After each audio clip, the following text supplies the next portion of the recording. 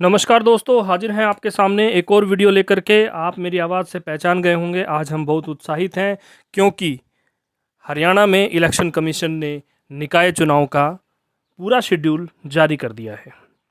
बिल्कुल आपने ठीक सुना है। अगर आपको ये सुनने में अजीब लग रहा हो या विश्वास ना हो रहा हो तो आप दोबारा सुन लीजिए। हरियाणा में शहरी निकाय चुनाव के लिए पूरा शेड्यूल राज्य चुनाव आयोग हरियाणा ने जारी कर दिया है।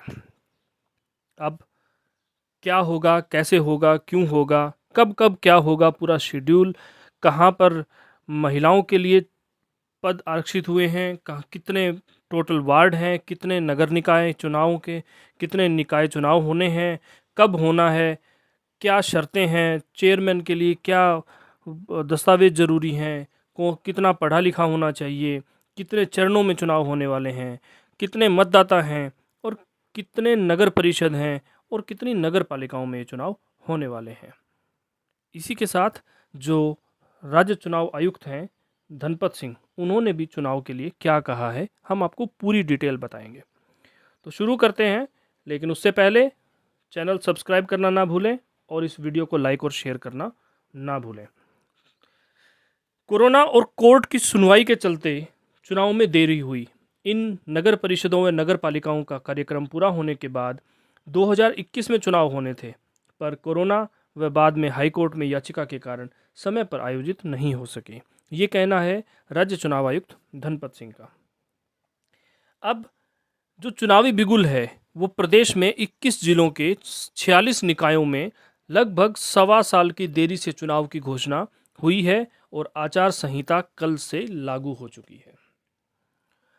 18 नगर परिषदों, 28 नगर पालिकाओं में वोटिंग 19 जून को होगी, रिजल्ट 22 को आएगा और 43 विधायकों की यहां पर साख भी दांव पर लगी हुई है।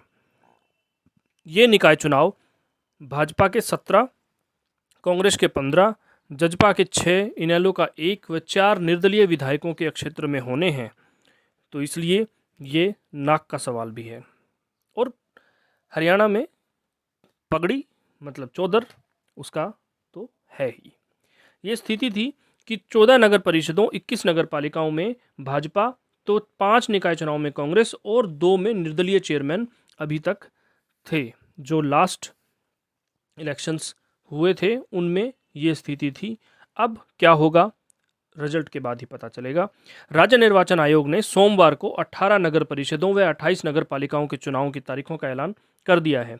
19 जून को सुबह 7 से शाम 6 बजे तक मतदान होगा। 22 जुलाई को परिणाम घोषित होंगे। M2 टाइप की ईवीएम में नोटा का विकल्प भी होगा। नोटा आप जानते ही होंगे, आपको कोई भी उम्मीदवार पसंद नहीं है तो आप नोटा का बटन दबा सकते हैं और अगर नोटा जीता तो चुनाव दोबारा से होगा। इसमें प्रत्याशी दोबारा चुनाव नहीं लड़ सकेंगे। बिल्कुल आपने ठीक सुना, जो प्रत्याशी एक बार चुनाव लड़ चुके होंगे और नोटा वहां पर जीत जाएगा तो वहां दोबारा वो प्रत्याशी चुनाव नहीं लड़ सकेंगे। करीब सवा साल देरी से हो रहे चुनाव में 18,30,208 लोग वोट डाल सकेंगे। नगर परिषद व नगर पालिका के चेयरमैन भी सीधे वोटर ही चुनेंगे। हर बूथ पर कम से कम 2 ईवीएम होंगी। इस एक ईवीएम चेयरमैन व दूसरे वार्ड पार्षद के लिए होगी। राज्य चुनाव आयुक्त धनपत सिंह के अनुसार जिन क्षेत्रों में चुनाव हैं उनमें आचार संहिता लागू हो गई है। इन शहरों के लिए चुनाव परिणाम तक कोई नई घोषणा नहीं हो सकेगी। बाकी इलाकों में आचार संहिता का असर नहीं होगा। इन चुनाव में फरीदाबाद को छोड़कर 21 जिलों के शहरी मतदाताओं के रुझान का पता चलेगा। जिन शहरी स्थानीय निकायों में चुनाव हैं वो भाजपा के 17, कांग्रेस के 15, जजपा के 6, इनेलो के 1 और 4 निर्दलीय विधायकों के विधानसभा क्षेत्र में आते हैं। इससे उनकी साख भी दांव पर रहेगी। अभी 14 नगर परिषदों में भाजपा, 3 में कांग्रेस के 14 नगर परिषदों में भाजपा के चेयरमैन हैं और 3 में कांग्रेस के चेयरमैन थे। वहीं 21 नगर पालिकाओं में भाजपा और 2 में कांग्रेस व 2 निर्दलीय चेयरमैन थे। 1 नगर परिषद और 3 नगर पालिका में पहली बार चुनाव हो रहे हैं। इन चुनाव में 1816 मतदान केंद्र बनेंगे। इन पर 10,000 कर्मचारियों के साथ सुरक्षा कर्मियों को भी लगाया जाएगा। और अब बात करते हैं कि दूसरे चरण में, मतलब ये पहला चरण होगा नगर निकाय चुनाव का और 7 निकाय चुनाव के अगले चरण में चुनाव होंगे। फरीदाबाद नगर निगम, अंबाला सदर, थानेसर, सिरसा नगर परिषद और बादली, सीवन और बारडा नगर पालिका के चुनाव बाद में होंगे। अम्बाला नगर परिषद में वार्डबंदी को लेकर नए सिरे से सर्वे होगा। फरीदाबाद में वार्डबंदी चल रही है। सिरसा व थानेसर में चुनाव को लेकर सरकार ने आयोग को सिफारिश नहीं भेजी है। उधर पंचायत चुनाव को लेकर 23 जुलाई को मतदाता सूचियों का अंतिम प्रकाशन होना है। ऐसे में पंचायत चुनाव की तारीखों का ऐलान मानसून की स्थिति को देखते हुए किया जाएगा। अभी जो नगर परिषद और नगर पालिकाओं के चुनाव होने हैं वो नगर परिषद में भिवानी, चरखी दादरी, फतेहाबाद, नारनौल, नूंह, कालका, पलवल, टोहाना, सोहना, हांसी, नरवाना, जींद, झज्जर, बहादुरगढ़, कैथल, होडल, गोहाना और मंडी डबवाली हैं। जबकि नगर पालिकाओं में घरौंडा, तरावड़ी, निसिंग, असंध, फिरोजपुर, झिरका, पुन्हाना, समालखा, महम, महेंद्रगढ़, नंगल चौधरी, बावल, गन्नौर, कुंडली, चीका, राजौंद, एलनाबाद, रानिया, बरवाड़ा, सफीदों, उचाना, नारायणगढ़, रतिया, भूना, इस्माइलाबाद, शाहबाद, पिहोवा, लाडवा और साढौरा हैं। अब बात करें कि चुनाव लड़ने के लिए चेयरमैन को 8वीं और 10वीं पास होना बहुत जरूरी है। चेयरमैन पद के लिए 10वीं पास होना जरूरी है। महिला व अनुसूचित जाति के लिए प्रत्याशी को 8वीं पास की शर्त है। पार्षद जो है सामान्य वर्ग का प्रत्याशी 10वीं पास होना जरूरी है। एससी प्रत्याशी के लिए 5वीं और महिला के लिए 8वीं पास होना जरूरी है। अब बात करेंगे कि 16 लाख तक खर्च कर सकेंगे और राजनीतिक दलों की तैयारी कैसी है।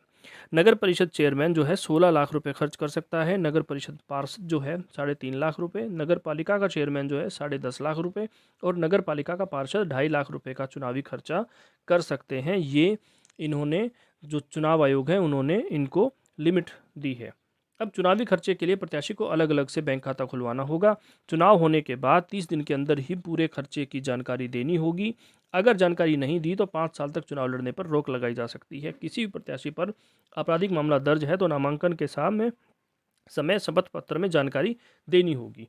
अब राजनीतिक दलों की तैयारी जो है वो भाजपा प्रदेशाध्यक्ष ओपी धनखड़ ने कहा कि नगर परिषद चेयरमैन का चुनाव सिंबल पर लड़ने की तैयारी है। बाकी पदों के लिए 27 से 28 को कार्यकारिणी में निर्णय होगा। गठबंधन को लेकर भी फैसला होगा। जजपा ये कह रही है कि प्रदेशाध्यक्ष निशान सिंह के थ्रू कहा है कि 25 को बैठक में चर्चा के बाद भाजपा से बात करेंगे। कांग्रेस नेता प्रतिपक्ष हुड्डा ने कहा कि कमेटी बनाएंगे, वहीं सिंबल पर को लेकर फैसला करेगी। इनेलो ने कहा कि पार्टी के प्रदेशाध्यक्ष नफे सिंह राठी ने कहा है कि सिंबल पर चुनाव लड़ेंगे। अब आम आदमी पार्टी, उनके सह प्रभारी हैं सुशील गुप्ता, उन्होंने कहा कि सिंबल पर चुनाव लड़ेगी। अब लगभग हर पार्टी जो है अपने सिंबल पर चुनाव लड़ रही है, तो ऐसे में भाजपा भी लड़ेगी ही लड़ेगी। अब ये जो 27-28 को कार्यकारिणी का निर्णय होगा, ये सब आपको पता है पॉलिटिक्स है। तो चुनावी शेड्यूल में 24 मई को नोटिफिकेशन जारी हो गया। नामांकन 30 से 4 जून तक होगा। नामांकन की छंटनी होगी 6 जून तक। नामांकन वापसी 7 जून को है। मतदाता जो है अपना मतदान कर पाएंगे वो 19 जून है और मतगणना होगी 22 जून को। कुल वोटर हैं 18,30,208, जिसमें पुरुष हैं 9,65,547 और महिलाएं हैं 8,64,612। तो ये थी पूरी खबर जिसमें हमने आपको बताया कि नगर परिषद नगर पालिकाओं की वोटिंग 19 जून को होगी और रिजल्ट 22 को आएगा। यहाँ पर जो सत्ताधारी दल हैं, राजनीतिक दल हैं, उनकी साख और जो निर्दलीय विधायक हैं उनकी साख, जजपा, कांग्रेस, सबकी साख भी दांव पर होगी, क्योंकि ये सारे चुनाव 43 विधायकों के चुनाव क्षेत्र से होंगे। तो इस वीडियो में इतना ही।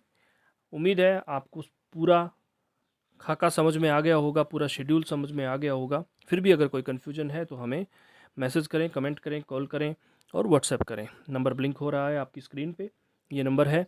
आपको जो भी चुनाव से जरूरी कोई भी मदद चाहिए आप हमें कॉल कीजिए या मैसेज कीजिए। इसी के साथ इस वीडियो में इतना ही, लेकिन चैनल सब्सक्राइब करना ना भूलें और इस वीडियो को लाइक और शेयर ज़रूर करें, क्योंकि ये सबसे बड़ी वीडियो है। आपको हर खबर इस वीडियो में मिल जाएगी। तो इसी के साथ धन्यवाद। जय हिंद, जय भारत। और जो उम्मीदवार चुनाव लड़ना चाहते हैं उनको हमारी शुभकामनाएं।